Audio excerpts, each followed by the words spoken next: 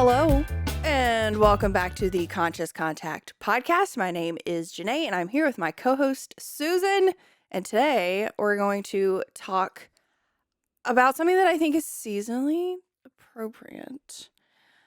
So you tell me your stewing thoughts about this. Yes. So this episode will come out the Sunday before Thanksgiving, which is tends to be a big family holiday in North America. Mm-hmm. And managing expectations is the key to making it through these all the holidays that happen this time of year. Yes. In my opinion. And this is something that I really struggle with, and I am very bad at. And It's hard. and I'm not going to say but, I'm going to say and when I can just do it a little bit, even when it's imperfect, it makes a huge difference. Yes. Ugh. So let me give you an example. So what my extended family does, my dad and sister are back in the Midwest, so we celebrate Thanksgiving here most of the time with my husband's family. Sometimes we've just kept it at home and it's just the two of us or just the four of us, which is nice too. So this Sunday, we're going to have, on the day this episode airs, we're having the extended family Thanksgiving with all of his family. Ooh. Which ends up being like 25 or 30 people, I guess. Mm-hmm. And how I grew up with these big holidays, we were expected to dress as if we were going to church, like skirts. I have pictures of me in pantyhose at Thanksgiving. Yeah. This is the 90s, so, bear with me. Par for the course. Yeah. And then it was just very, I don't want to say formal, but like, I remember at one point, like I wanted to take a nap and I couldn't take a nap. I couldn't read because then I wasn't engaging with everybody. And it was just this big to do. Like my mom she's a great cook. She was a great cook, and she would make excellent sides, things people would like. And I don't want to do any of that. Like, it's exhausting. Yeah, it is. I want to eat everyone's delicious desserts, but the thought of making the perfect thing and getting dressed and pantyhose, Jesus, take the wheel. So I don't want to do any of that. Mm-hmm. And my husband's family, and I get wrapped around the axle because I'm like, oh, there's this big event, da-da-da. And you know what I'm going to do on Saturday? Like, my husband's in charge of making a fantastic dessert. Mm-hmm. And if he doesn't get around to it, we're just going to pick up cookies on the way there. Mm-hmm. I probably will have these same fleece-lined yoga pants on Sunday because it's going to be 20 degrees here for the next few nights. Yeah. And they're all just going to be glad to see me because I show up. Yeah. And it doesn't matter if we have the fancy dessert. It doesn't matter if I'm wearing pantyhose. Yeah, it doesn't matter if I shower. Mm-hmm. So it's in my brain what those expectations are because I think it needs to be this, and it doesn't. Yeah. And I love that thought process, and it takes me back to this thing, like, people aren't going to remember what you do. They're going to remember how you made them feel. Yes. And it doesn't matter what you bring. It's the fact that you show up and you engage with them and you care about them and you have those one-on-one conversations with them, and you're an active participant in like life with them. They're present at that moment. That's what matters. Yeah. Not if you brought something, because you could bring something and then completely turn off and literally ignore everyone and sit in a corner, and they'd be like, do not invite her again. Yeah. Like, it could be the best dessert in the world. Mm-hmm. But if you're isolating yourself or not participating and not, actively showing up and either trying to help, that's my go-to now. Yes. If I feel like, if for some reason, if I'm less than, or if my expectations are too high for them or too low for myself or whatever, I just show up and say, what can I do? Even if it's just like, go unwrap the paper napkins, that's enough, Right. Yeah. Like, or can you go put more toilet paper in the bathroom or whatever? Yeah, that is a piece of advice that was shared with me early on in recovery, that when you get Mhm. emotionally hijacked in a social setting, um, that what they had said was get on the floor, play with the kids, play with the animals. Yeah, yeah. Because a lot of this nonsense comes from us as adults. We Mhm. ruin things as we get older. Yeah, and it's all in our heads.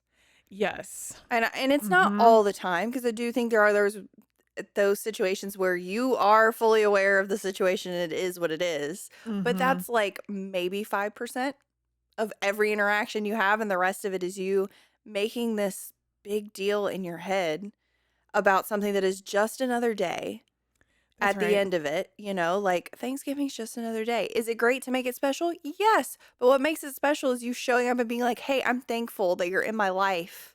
Right. I'm grateful to have this extended family because I married my partner and now I get all of you as well, like Right. investing in that rather than saying, look at me, because like if that's not in your Yeah. skill set, it's just not. And I come from a family where, well, I guess just my own personal wants is I love bringing stuff. Like I love fiddling with recipes. I love Mhm. the fact that now I know that they're going to ask me to bring A, B, and sometimes C because I've Yep. made it before and everyone loved it. I love that because it gives me a way to know that I have helped when sometimes that can be, I don't know, because my family is very, like, my aunt is a mastermind. She is like who I aspire to be, like her and my fiance's mom. They are just beyond hostess with the mostest, Mm. always has everything taken care of. So normally when I get there, there's nothing for me to help with Mhm. other than like stir the corn, Right. if that's the thing. Which this year I'm making a corn casserole, so there's no stirring of the corn. Yeah. She has got it on lock. So then sometimes I kind of feel lost in the ether, like, oh, I don't know what to do. Yeah. So if I bring something, it gives me a reason to stay in the kitchen and be helpful where I can. Mhm. It gives me, an easy in to talk if there's a lull in the conversation or something. Mhm. And early in recovery, I was rebuilding my relationships with those people. Mm. Because prior to that, like I spent years not talking to them because of my own stuff and my own alcoholism, but because I was angry at my mother, I transferred that onto them, which I had no right to do that.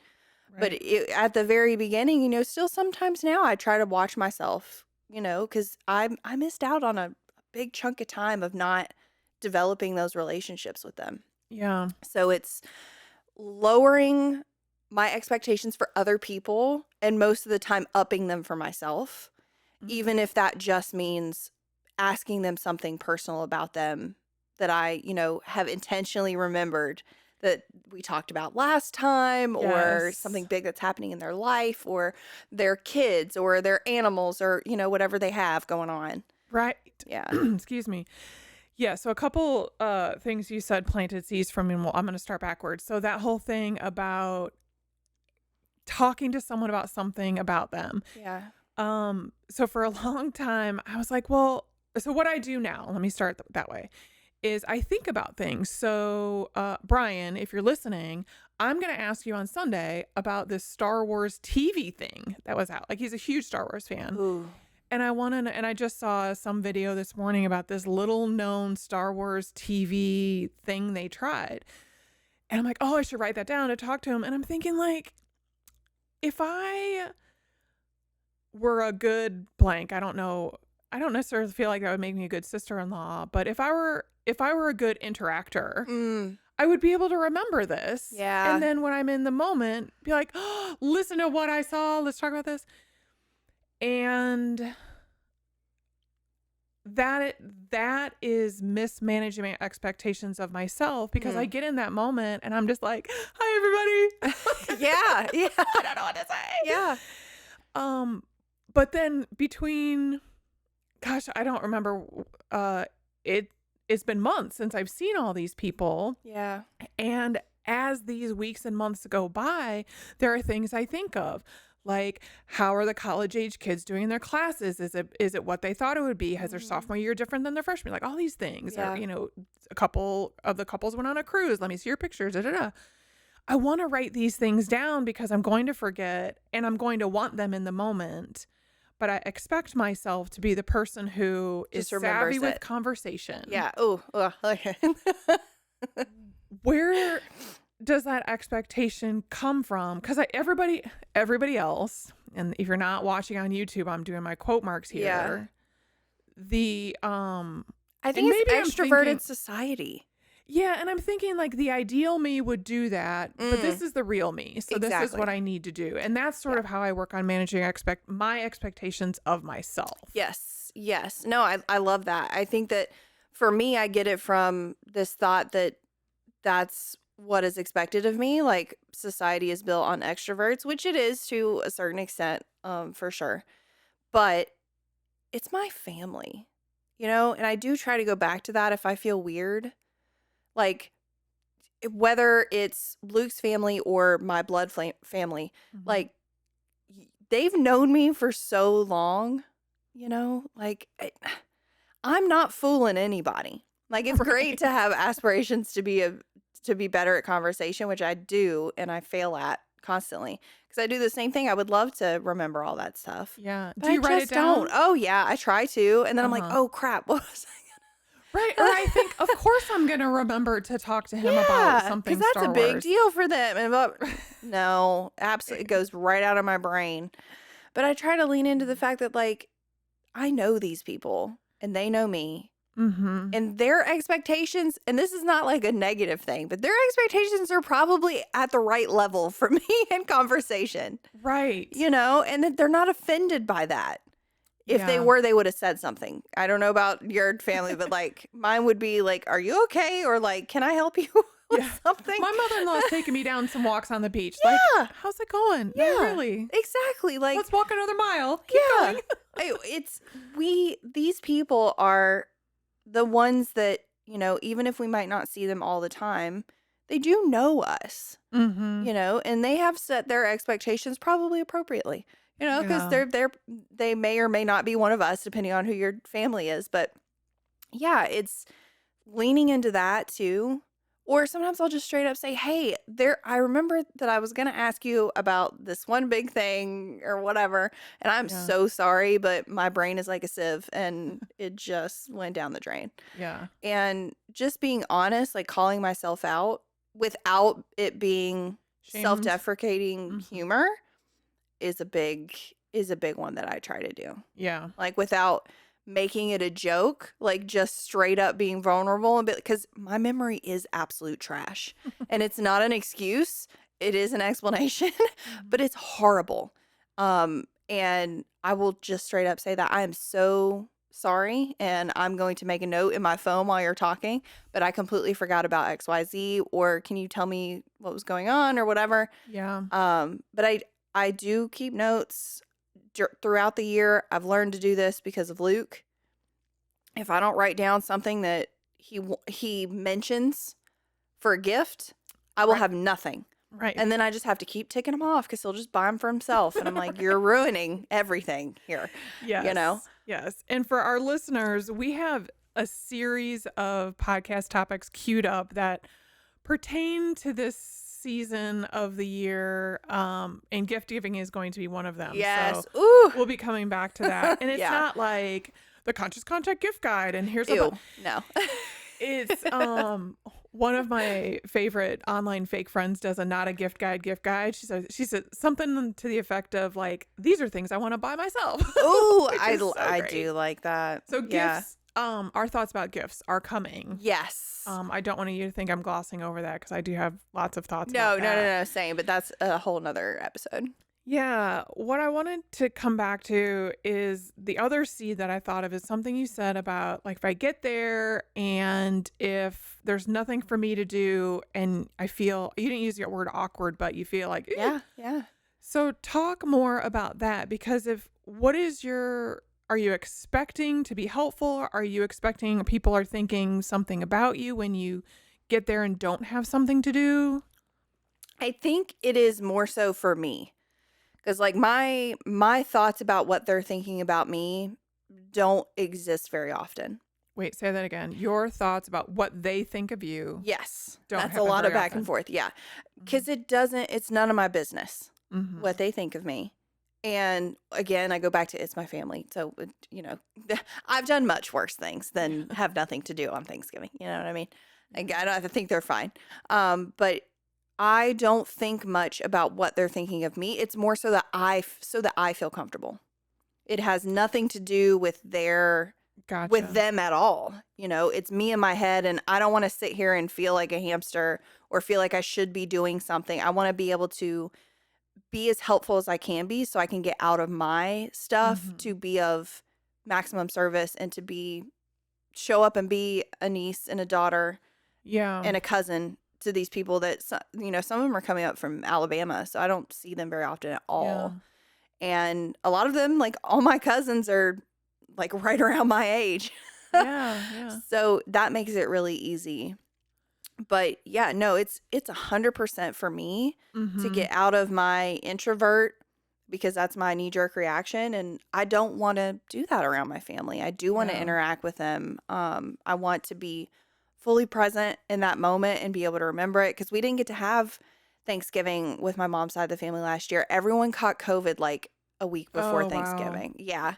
So we didn't do it at all. I went to Luke's parents and that was wonderful. I brought a bunch of stuff there.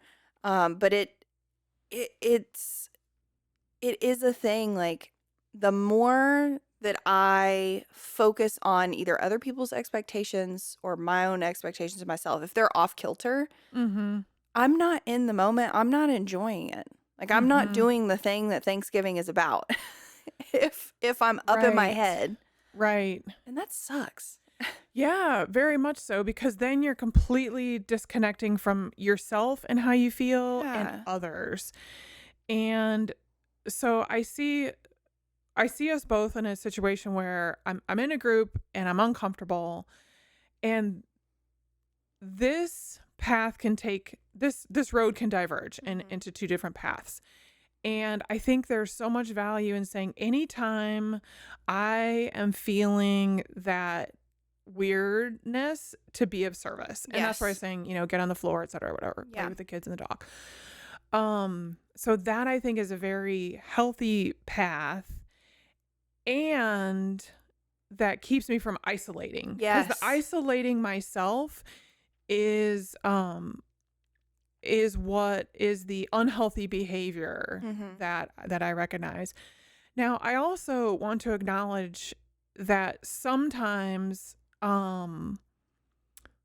there is value in separating myself from the group to just recharge for a second. Oh, yeah. So this is where let me take the trash out for Yes. you. And it's Bathroom going to break. take me a long time to take.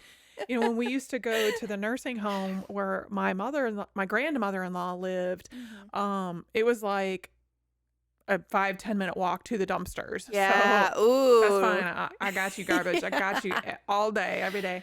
Yeah.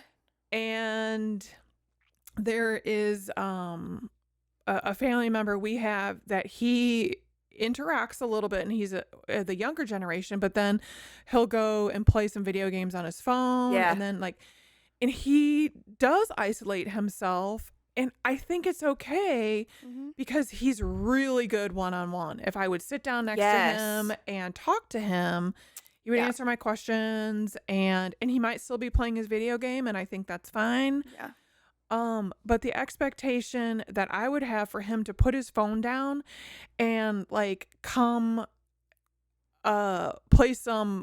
play a game of charades, like something very Ooh. boisterous, Yeah, yeah. that is just going to end poorly Yeah. for all of us. You sparked two thoughts for me, and I'm going to do what you did and go backwards. I might not remember Yep. the first one after I talk about this, but That's why I have a notebook. yeah. If I was smart, I would do that, but then I think I would lose track anyway. That is the core of all of this. Your expectations for other people, like, let's disregard our expectations for ourselves because that is more complicated. But our expectations for other people don't do anything for them, and they negatively affect us. Yes, this is one of my favorite phrases, and I had to write it down to get it right. Yes. Unvoiced expectation is premeditated resentment. Yes, because you're going to get upset with them for not meeting this arbitrary line that you said they need to come up to And didn't tell them and about. didn't tell them, and it might not be in their wheelhouse at all. Yes. You know, like that is one, how selfish of us. And I'm guilty of it all the time. I'm not saying that I'm Yes. not. I'm talking to myself here. It's extremely selfish. That is so rude. That is so rude to someone. And what good does that do? Again, it doesn't do anybody any good. You are setting yourself up to just be in a bad mood. Yes, that is 100% It's what so my dumb. holiday MO is. Yeah, it's so dumb. You're like, oh, well, because, you know, family can be complicated. And this time of year especially can be rough for people. And if Mhm. I expect, say, for instance, like if I expect my dad to like come see me for Thanksgiving or even call me or text me Mhm. and he doesn't, I'm going to be really upset. But if I set that bar super low and say, if I don't get a call that he's passed away on Thanksgiving, I'll be okay. Mm. Life is grand. You know what I Yep. mean? Just by shifting my expectation, I didn't ask this person to change at all. I just realistically looked at it and said, Right. what can I expect based on previous history? Right. And then set the bar lower than that. Because Thanksgiving might not be to our dads what we have built it up for Yeah. us. Yeah. Because for years we tried to get we've had this will be the third Thanksgiving without my mom, and my sister and I have tried to get him to go somewhere for Thanksgiving. Yeah. We tried to wheedle invitations, but then I was like, that's just too, it's a long way to go for a short time. Yeah. And he's like, it's just another day. I'm probably not even going to have a turkey sandwich. I've got, whatever I've cooked. Yeah. So putting that expectation on him, I'm going to try not to sneeze in the mic here. Putting that expectation on him is just making me pissed off at him when he doesn't call and like, oh, he rejected our invitation. Yeah. It's hard for him to travel as a 78-year-old man. Yeah. And he's probably over there thinking like, oh, am I doing something wrong? Like, why am I, you're then putting that on him. That's right. And, it makes me icky when I realize I'm doing it. Yes. But it's hard to tell. It really is hard to tell sometimes. But normally I can just tell because I start getting upset with people. Right. I feel that rough edge, prickly. It's August. I'm wearing a wool sweater. Cheap wool sweater. I get that prickly feeling, and then I have to look, are other people involved? Am I involved? Yeah. Oh, damn it. unvoiced expectation. Yeah. And for me, this is harder than my unmet expectations of myself, or managing my own personal Yes. expectations of myself. 100%. That's why I had to warm up with my own, and now we're getting into the... I think, and I feel that way too. Like me working on me is much easier because it only involves one person. Yeah. And I only have to let go of control for me, which I work a program. So that's kind of like in the process of every day waking up kind of thing. With other people, it is so hard to let go of that control. And I don't give practical advice very often, but this is something that really helped me because of that whole unvoiced expectation. So I've done this with a couple people in my life. And if it's something that I've really thought about and prayed on and tried to let go of and, lowered my expectations and lower and lower and lower, and it is still something that, keeps coming up and they're noticing that it's causing something in me, I will voice that. And I will say, you don't need to change for me. I'm not asking for that. However, when you do this, it makes me feel this way. Mm-hmm. And I'm doing everything I can to remove that from myself. However, you can keep doing it. Just know going forward, that's how it makes me feel. Yes. And then I let it go. Yes. And this is sort of the next level that I'm definitely not to yet, where we talk about unmet expectations. So let's say, for example, I'm trying to think of how to say this to protect anonymity. So after I got sober, we continued to host a specific dinner for some people. And the first dinner we had after I got sober, it was the second one, because the first one, we didn't offer alcohol, which was unusual, but we didn't say anything. Mm-hmm. The second one, they brought their own alcohol and put it in the fridge. Mm. And we don't know them on that level to be putting stuff in the fridge, let alone alcohol for me in sobriety. It might be different for other people, but that's where I am. Yeah. And I never said, please don't bring alcohol to my house. Girl, I was pissed. Yeah. I was so mad. I love that we do that to ourselves. Yes. So that is a sort of unmet expectation, is a premeditated resentment. Yeah. Now, if I would have said, so-and-so, I'm not comfortable with you bring alcohol. Mm-hmm. Does that make sense? And they say yes, and they do it anyway. Then you're getting the fuck out of my house. Now we have a broken contract, if you will. Yes, exactly. Yeah. And I can say, next time you do this, there will be thus and such consequences. Yeah. And for a lot of reasons, it just hasn't reared its head again. So Yeah. didn't have to do that confrontation. Yeah. Invite me over. I'll do it for you. But no, I've had similar situations like that. We had like a big Halloween party and we invited some people from out of town, and this was just like last year. And I'm the same way. I don't do alcohol in my house. Like if Luke has friends, because again, everyone that we are around and hang out with are normal people now. They're not us. So I don't have to worry about that. Yes. Mm-hmm. So if they want to bring an alcoholic beverage that they keep in their hand and drink and throw in the garbage when it's empty and do not leave anything in our fridge, that's fine. It doesn't bother me at this point in my sobriety, but you're not bringing like a case in my house. Right. I don't want to reach for my Diet Coke sitting next to a beer. No. Or a Budweiser if it's the red and silver or the red and silver. And we have a tiny beverage fridge upstairs, whereas we normally host people. And I say, you can keep it in there while you're here, but it's got to go. Yeah. Like, I don't care if you throw it in the trash. It's not staying in here. But we had a Halloween party at our new land in Eden, and somebody brought me a bottle of wine to say thank you for inviting them.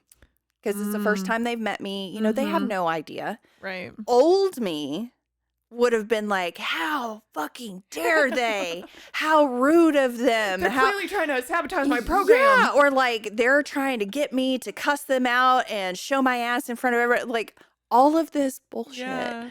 And sober me, because again, this was last year, so I had a little while under my belt.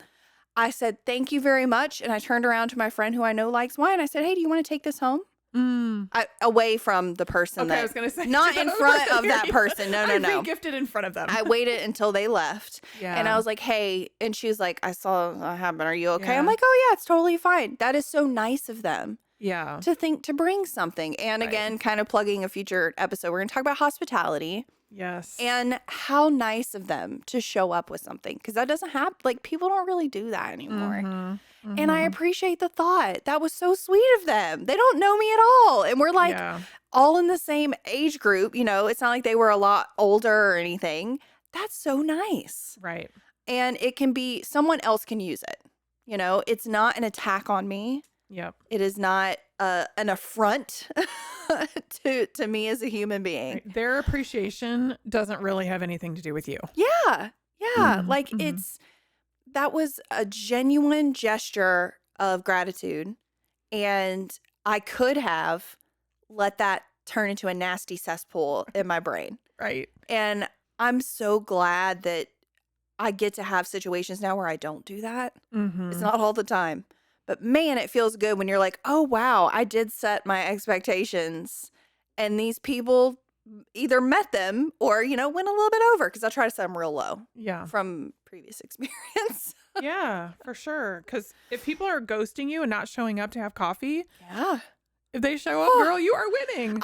Every time I'm like, oh my God, Right. They didn't cancel. Oh my God, they're here. Like truly it. Is that why you're always so glad to see me at business meetings? Yes. You came. Yes. I swear to God, this is the key. Like I swear this is the key to everlasting peace and joy and serenity.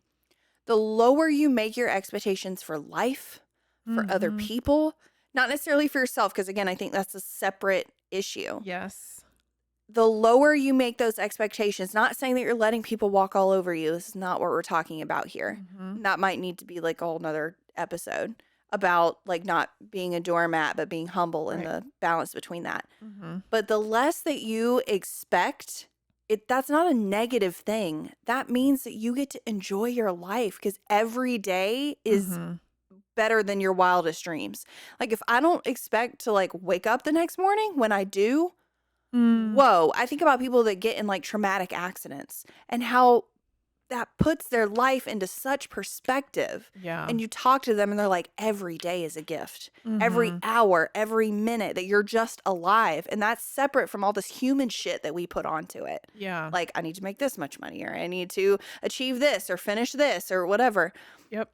Every moment that you're breathing, if you set your expectation at, being alive is the best thing in the world. Right. Everything else on top of that, even if it's a perceived issue, Mhm. is going to be amazing. Yes. We are in control of how happy we are. And I Yep. do truly believe that. I used to want to punch people in the face when they said that. Right. But it's true. If you adjust your expectations and you accept where you're at and what's going on, Mhm. whoo, life is good. It is. And this whole conversation can also be a springboard for having those managing other people's expectation, the expectations you have of other people. Yes. Yeah. This could, never mind, we're not going to edit it. So I think you'll understand what I'm trying to get at. Yes. Yes. So, and let me give you an example. I often have full conversations in my head for days about something that I think is going to be a tough topic to tackle with my husband in particular, but everybody, I'm not gonna lie. So I can't even remember what this last example was, but it'd been a couple days and I was like, well, these are the arguments I'm gonna make and this is what I think. And it was something about like something we were gonna buy. And so I had that conversation yesterday. He's like, okay. And I stuck my head out the laundry room door. He was in the kitchen. I'm like, anything else? Yeah. He's like, no. Why? That sounds like a good idea. I'm like, I've been prepping for 2 days for this conversation. Well, this is a chance. And, we laugh about it. And there was not shame in it anymore. There is not shame in most of these conversations we have. Yeah. But it gives me an opportunity to talk to him about this is what I was happening in my head. Here's how crazy I am, just so you know. Yeah.